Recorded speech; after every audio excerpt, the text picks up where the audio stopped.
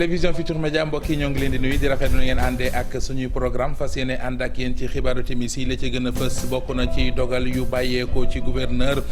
bu Kaolack di Alioune Badara Mbong jëm kon ci ay matuwaay yoo xamante ne ji la ko tax a jóg mooy wàññi accident yi bokk na ci ay aire de repos yoo xamante dañ koy def ci ay waxtu yu ñuy sant gros porteurs yi bu ñu doxatee dawate kon ba heure boobee ñu mën a toog noppalu lépp rek jëm ci wàññi accident yi accident bi am démb ci Kaolack ak li mu jur ni fitna muy fii ci Sénégal di ca diwaanu Mali ay watay camion doomi sénégalais yu ñu caxatee ca Mali loolee doomi Mali yi fii ci Sénégal ñi ngi koy ñaawlu reportage bu ñu def ca quartier Bambara ci diwaanu Kees ñoom ña fa dëkk yëkkati nañ seen kàddu di sàkku ci ñëpp ñu ànd ak dal ci wowili wàll ndox yi fi wàcc bërki biig ak lu mu jur ne loraange ci fu ca mel ne Kër Massar seetlu nañu ne quartier yu bari jamono ji ñu ngi tëmbu ca ndox ma misaal yi mooy la am ca unité 3 bu Parcelles Assainies foofee moom ndox ma dafa nangu kër ya ba ñenn ci askan wi tàmbalee roñ seen i kaake ngir bëgg a génn seen i kër nee nañu nag daal lii di programme d'urgence gestion eau pluviale ak doxalinu bon bokk na ci li ko sooke ci jamono jooje jëwriñ gi ñu dénk collectivité territoriale di Oumar Gueye demoon na nimmiku barab yataa ci diwaan Kër Massar am na it ay leeral yoo xamante ne indi na ko jëm ci programme bi ñu teg ngir xeex wàllu mbënd mi ca boobile diwaan marché Sandaga moomeelu Dakar Plateau la te it kii di maire ba Alioune Ndoye fas tey yéene kon di seetaan ñu koy jëlee ci ay loxom ci jano bu mu doon amal ak taskatu xabaar yi fa la leerale kon boobile taxawaay service gériatrie bu hôpital bu Fann gis nañ ne lii di woppi Covid 19 jëg ni mu doon sonalee mag ñi dafa wàññeeku buñ doon defub xayma yëf yi ma nga woon ci 22% léegi mi ngi ci 14% mag ñi doon ñàkk seen bakkan ndax woppi Covid 19 jiit gis nañ ne lim ba kon wàññeeku na mbokk yi lii mooy li fi gën a fës ci xibaar ngeen taaxeerlu ñu faram fàcceel leen ko.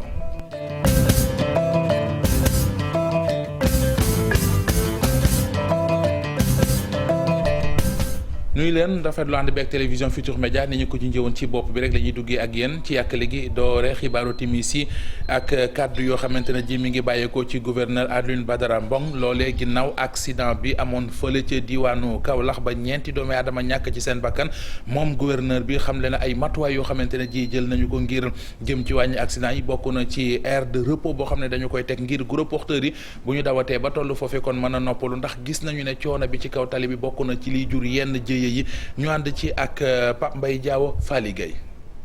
ba tey wax dëgg yàlla wax naa sax police ak gendarmerie nañ organiser camion yi ñu traverser Kaolack dem parce que mënuñ fi toog éternellement parce que dafa am lu ñu boole gannaaw li ma wax léegi ne histoire géographie deret dafa am leneen lu ñu boole mooy ñun ñëpp Sénégal ak Mali dañoo bokk benn espace bu ñu tuddee CEDEAO en attendant fii ak suba wala gannaaw suba man danaa organiser réunion commencé naa contacter acteurs yëpp réunion bi nag liñ ci bëgg ñu créer li ñuy wax aire de stationnement ay béréb yu nga xam ne camions yi mën nañ ñëw di fa gaare su fekkee dañu jógee côté Tamba am fu ñu leen di utal bala ñoo yegg si Kaolack ñu gaare fa xaar su fekkee ne dañoo jógee Dakar bala ñoo jógee Kaolack aussi danañ utal bureau bu gaareekaay ñu gaare fa xaar bu ko defee ñun danañ xool en rapport avec le service des transports danañ xool circulation bi kañ lay libre danañ xam heure yi bu ko defee ñu yolal leen ndànk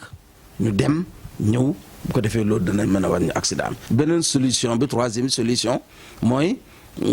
proposé naa ci kaw mooy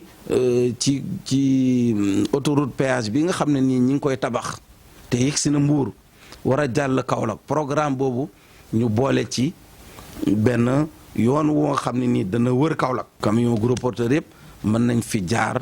te duñ dugg ci biir Kaolack jëye joojee am démb ca Kaolack ba mu amee am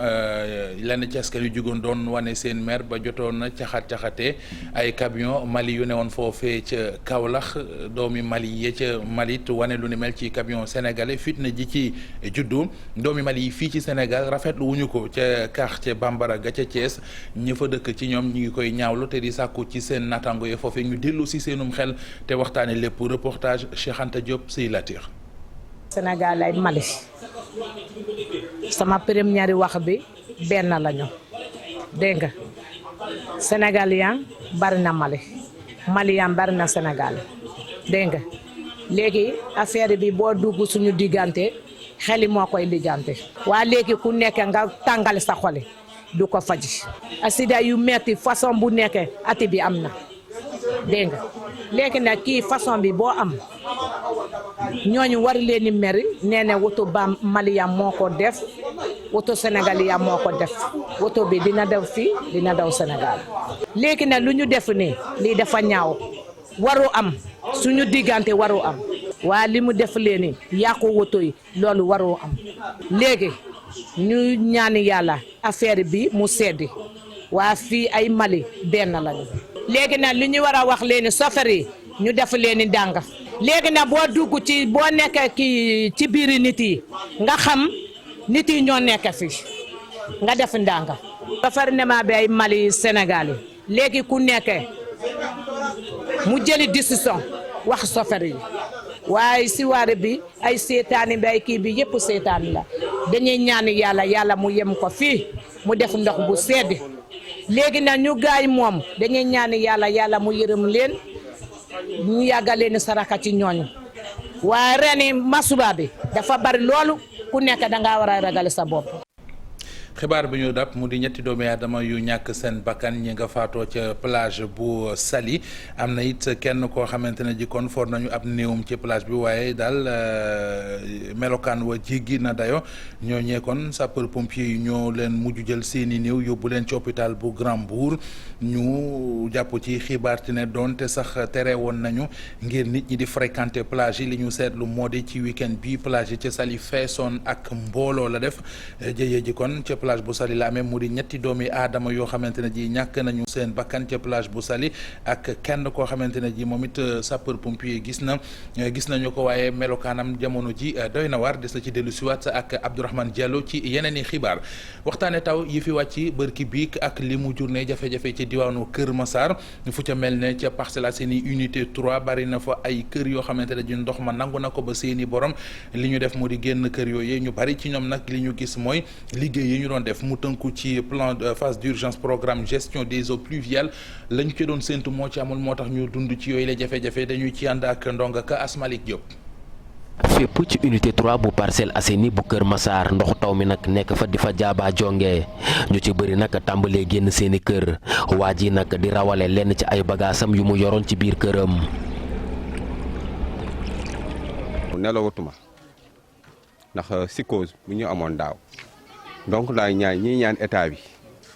ñu jàppale ñu rek jàppale lañ dimbale ndax ñun inondation xam nañ ne état rek moo ko mën a def nañu dimbale pompe yu ñu wax ne dañ ñu koy tegal fii ñu tegal ñu ko ndax ab ñaari pompe la ñu yore fii pompe bi ngay gis nii bu 105 bu ñun ñoo ko moom ñun dañuy pompe du 1er au 31 waaw. tàmbale woon ci daaw bu ñuy fàttaliku nii la tàmbale woon ñuy alerter di woote di yëglu kenn faalewuñu bu li fi xew-xew fi ci ñu moytuwul nag li amoon daaw dina amaat leen am na ñoo xam ba ñu génnee seen kër ba léegi ñëwatuñu. amul kenn koo xamante ne nii mu ngi unité 3 pour tegal ñu fi pompe wala jàppale ñu ci ndox yi nga xam ne mu ngi unité 3 te wax naa la ne unité 3 ndox yi fiy nekk unité 3 ñoo ko moom ndox yi fu ne lay jógee du tawee wëral unité 3 liy dugg si ci quantité bi dugg si ci ndox xamoo nu mu toll ndax unité 3 dafa xóot kon ñun ndox yi jàmbur la ñuy pompe ñun suñuy pompe moyen yi ñu am te pourtant ñun sëriñ mën nañu jóg baare ko moonte ni ay fan ci ginnaaw askanu Kër Massar ñi ngi doon artu nag ci bu taw bu foor amee jafe-jafe yi ci mën a tukkee. ci yooyu le wàll jëwriñ gi ñu dénk collectivité territoriale di Omar Gueye solo naw daalam dem xooli inondation yi am ci diwaanu Kër Massar ak it liggéey ñu fa doon amal ngir mu teqale askan wi ak mbënd ci yile jamono ñu teewlu ay kàddu moom ministre Omar Gueye. ki démb taw na taw bu bare Kër Massar 86,6 millimètres moo fi wàcc bu ñu xoolee ni taw bi amoon daaw te mu bare taw boobu egguñu fa mais daanaka jege nañ ko. loolu lépp daf ñu wanoon ñu tester le système bi nga xam ni moom la ñu président Macky Sall santoon ñu liggéey ko fii ci Kër Massar système boobu mi ngi fonctionner gis nañu évacuation ndox mi nu mu amee solo ñu ngi koy évacuer bu baax quantité yi nag ñoo bare moo tax muy jël temps mais ñu ngi koy évacuer ñu dalal xelu askan wi liggéey boobu nag am na lu ci des daanaka 200 mètres lay des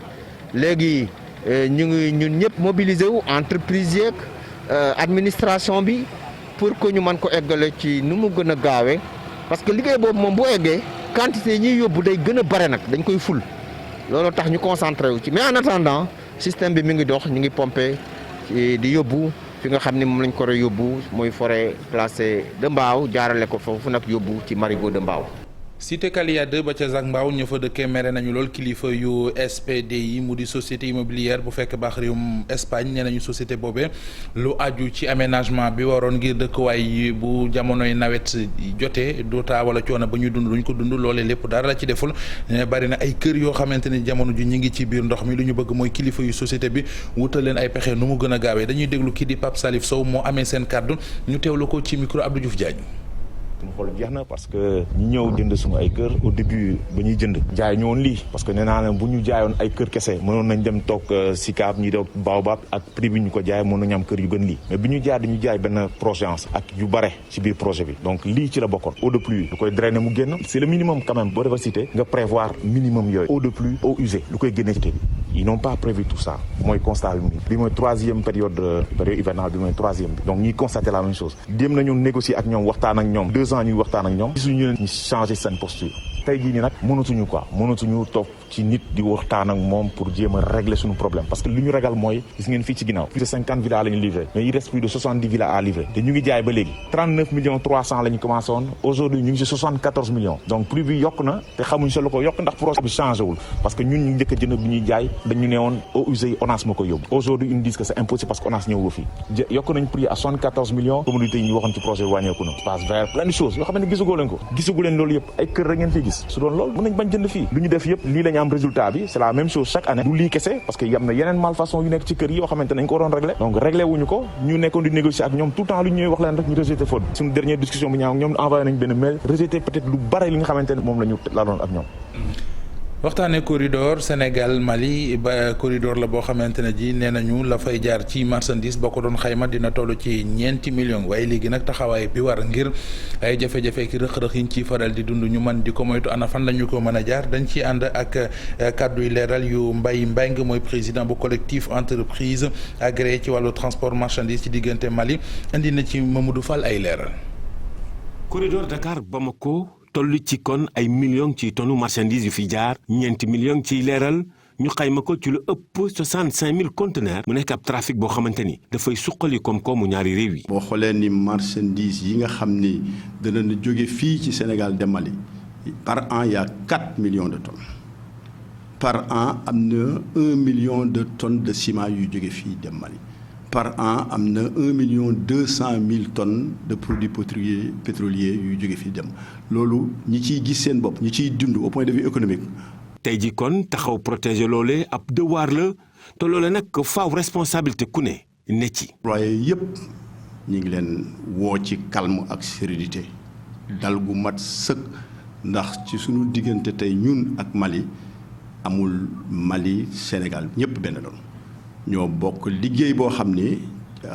mënuñu ko xaajale mënuñu ko tàggoo. Mali tey bëgg-bëgg moo di liggéey ak suñu réew mi ci téeméer boo jël juróom-ñeent fukk yi daanaka ay waxtaan jëm na ci wàllu woowee. oto yii di jaar ci biir dëkk yi di ñëw wala di dem Mali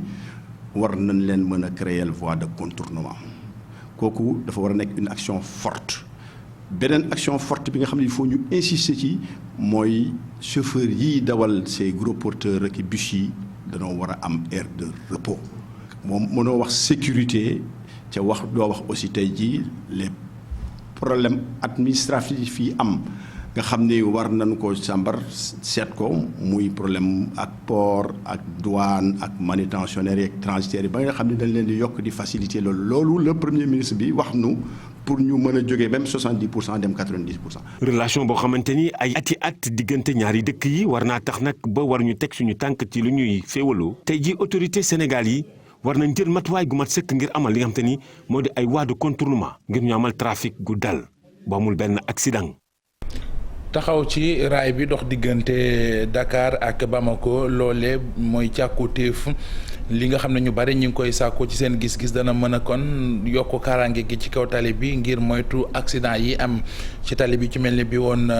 démb ci diwaanu Kaolack waaye gis nañu it ne wàllu kaaraange gi dina ci gën a taxaw loolee dañu ci ànd ak Alsane Ba ak Thierno Laurent Mendy ñu daje ak ki nga xamante ne ji mooy directrice exécutive bu ONG Partners West Africa Sénégal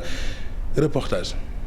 njiitu réew mi waxoon na ko yeesalaat raay bi dox diggante Dakar ak Bamako. organisation itam bi mu bokk moom soxna si def na ci ab recommandation bu am solo ginnaaw CRD bu ñu amaloon ca Kaolack ci loolu jàpp na ni faaw ñu accélérer yëf yi dana mën a régler ay questions yu bëri yu ci mel ni kaaraange ci wàllu yoon yi waaye itam ci askan wi. na tax tamit suñu tali yi nga xamante ne état bi investir na ci def ci lu bëri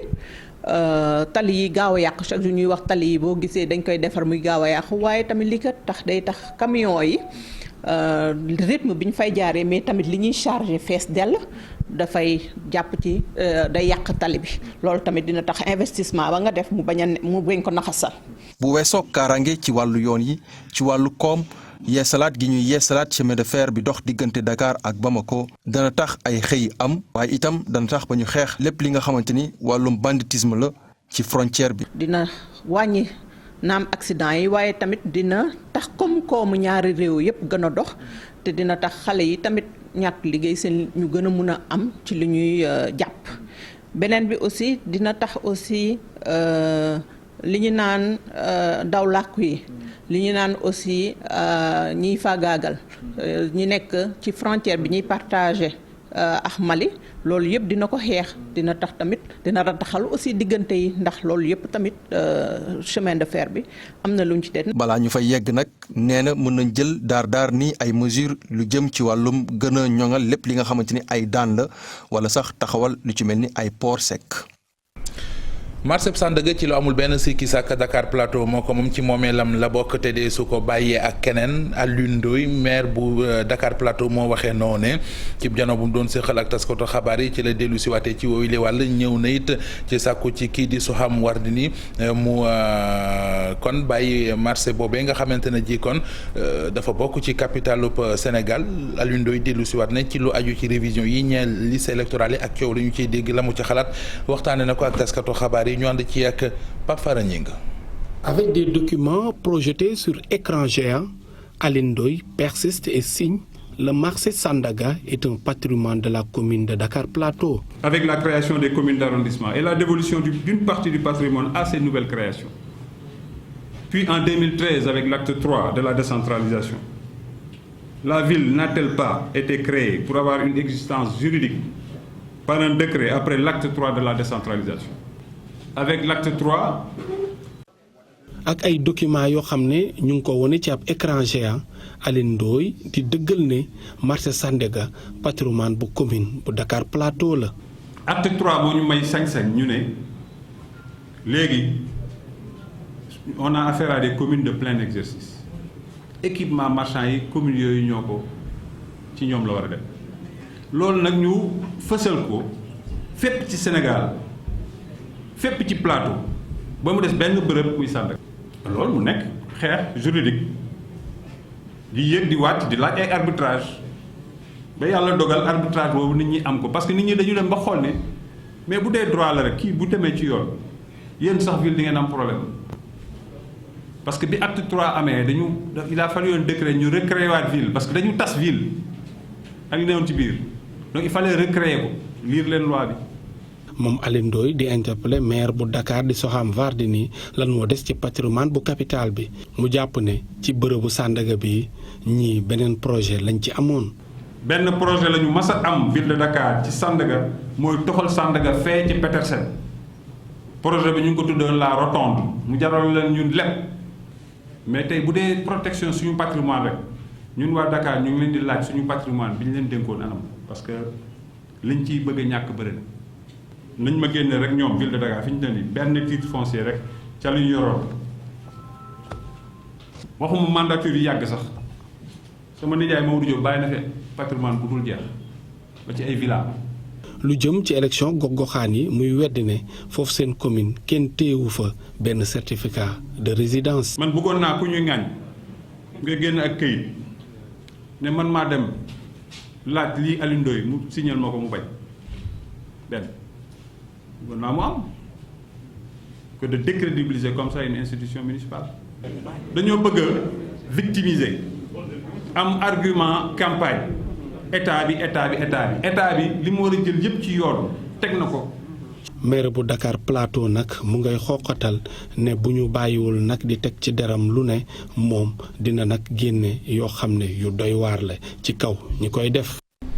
waxtaanee wàllu wér-gu-yaram lu ñeel tolluwaayu Covid-19 bi ci Sénégal njiital service gériatrie bu hôpital bu Fann xamle ne ak wàññeeku gu ñu nemmiku ci woppu jekk ni muy lawe daan yegg ci mag ñi loolee nag gis na ne la ko maye bokk na ci campagne vaccination bu tegee ci yoon moom professeur Mamadou Koumé xamle ne yëf yi wàcc na ne bu njëkkoon mi ngi toll ci 22% maanaam téeméer boo jël ñaar fukk yi ak ñaar wàññeeku na ba ci 14% di téeméer boo jël fukk yi ak ñeent gis nañu it ne ñiy ñàkk seen bakkan di ay mag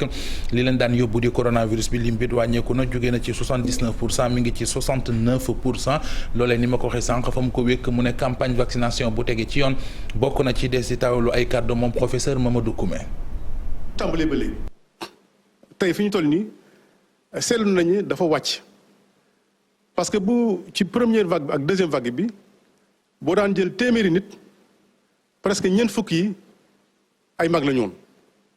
léegi boo jëlee téeméeri nit ñu am mbas mi fukki ak ñeent yi rek ñoo am ñooy mag ñi donc dafa wàññi ku ci mag ñi bu ndaa boo seetee ñi nga xam ne dañu gaañu ci mbas mi dañu faatu ci mbas mi téeméer boo jël presque juróom-ñaar fukki ak juróom-ñeent yi ay mag la ñu woon kon xam nga loolu lu doyoon waar léegi wàcc na ba juróom-benn fukk ak ñeent kon xam ngeen ne wàcc na te it bi ñu tàmbalee ñàkk bi ba léegi boo seetloo ci 1 million ak ñaar fukk yi ak téeméer yi ñu ñàkk presque téeméer boo jël fanweer yeeg lu topp yi ay mag lañu te ci 900 000 personnes âgées presque wax na mën nañu seetlu que ne xaaju mag ñi si réew mi ñàkk nañ leen alors bu ñu gisee que ne ñi ngi yokk ñàkk mi mbas mi di wàññeeku ci mag ñi feebar bi di wàññeeku faatu yi di wàññeeku kon am nañu yaakaar ne ñàkk bi lu am solo la ci mag ñi la te it ñi nga xam ne nangu ñoo ñàkku am na ci njaboot gi ñoo xam ne bugguñu seen ay waajur ñàkku rawatina ñi nga xam ne dañu naax maanaam maladie d'Alzheimer may yégal ni que rek kenn amul sañ-sañu ci bakkanu doomu aadama rawatina mag mi dañ ko bu fekkee teg tànk bi nga ànd ak sagom dañ ko war a bay li mu bëgg. ñi ñàkk woon ci askanu Sénégal ak vaccin bii di dose AstraZeneca doon xaar tollanti bi gisuñuy vaccin danañ ko mën a tollanti ndax Royaume-Uni may na Sénégal lu toll ci 140 160 doses vaccin AstraZeneca mu di mbégte mu rëy nag ci kilifa yi amee wàllu wér-gu-yaram ci réewum Sénégal naka noonu ci askan yi war a tollanti seen ñaareelu ñàkk yooyu la ñàkk jëwriñ gi ñu dénk wàllu wér-gu-yaram la ñu ko jébbal mu doonoon ci teewaayu Fatou Bintou Konté ak Gervais Yawo.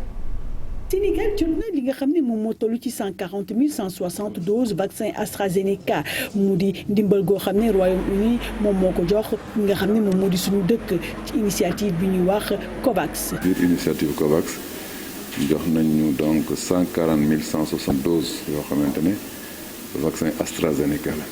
ba tax ni ñi nga xam ne ñi ngi toogoon ay weer di xaar ñu jël seen ñaareelu dose AstraZeneca fi mu toll nii nag seen xel mën naa dal. ba léegi tamit. ñi jëloon seen première dose ci AstraZeneca commencé woon nañ jaaxle parce que xawoon na yéex mais déjà li ñu jot tey danañu permettre ñu jël ci ñu bëri ñoo xamante ne ñu ngi woon jël seen première dose ñu defal leen seen deuxième dose. moom vaccin boobee ab don la ki nga xam ne moo di Royaume-Uni moo ko may pays sous-développé yi ndax ñu mën a xeex li nga xam ne moom moo di mbas mi. 140 000 doses yi nga xam ne moom la ñu jox Sénégal dafa bokk ci 5 millions doses d'AstraZeneca yi nga xam ne Royaume-Uni moom la baaxee ki nga xam ne moo di initiative COVAX pour nag assurer pays yi nga xam ne dañ koo soxla loolu ñu mën cee jot ci li nga xam ne moo jëm ci wàllum vaccin. ba tax ni nag li nga xam ne moo jëm ci wàllum vaccination ci AstraZeneca bi ministre de la santé di ñu xamal ni mën nañ ko tàmbale ci mardi bii de. vaccin yi ñu jot démb def nañu répartition bi ba pare am na donc vaccin yoo xamante ne jëm Dakar ak jëm Thiès tey si ngoon déjà ñu leen installé